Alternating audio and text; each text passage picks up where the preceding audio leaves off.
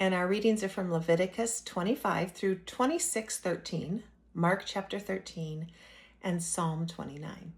Now, can you imagine the amount of trust the Israelites had to put in God and also in Moses as God's spokesperson to follow God's direction about keeping a Sabbath year?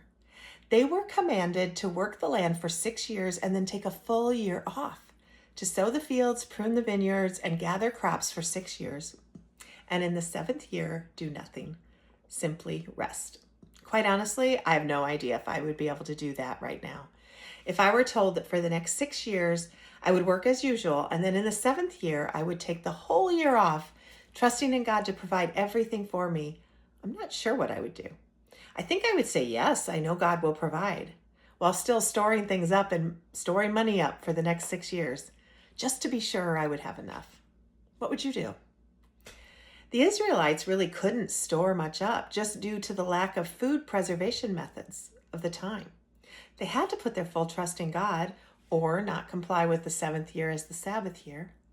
They did, of course, ask the question, what will we eat in the seventh year if we do not plant or harvest our crops?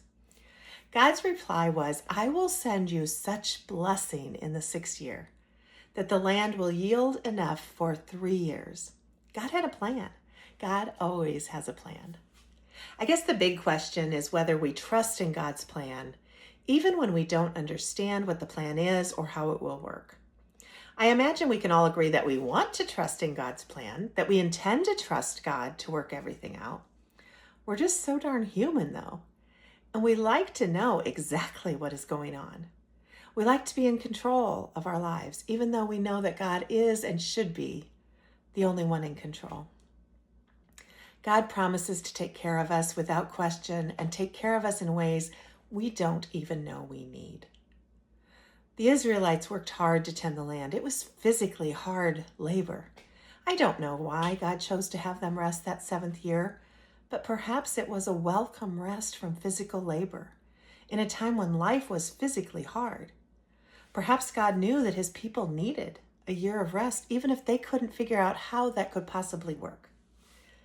We end today's Old Testament reading with some wonderful promises of God.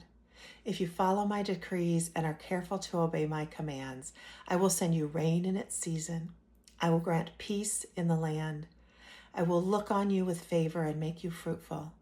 I will keep my covenant with you. I will put my dwelling place among you. I will walk among you and be your God, and you will be my people. Let it be, dear Lord. Let it be.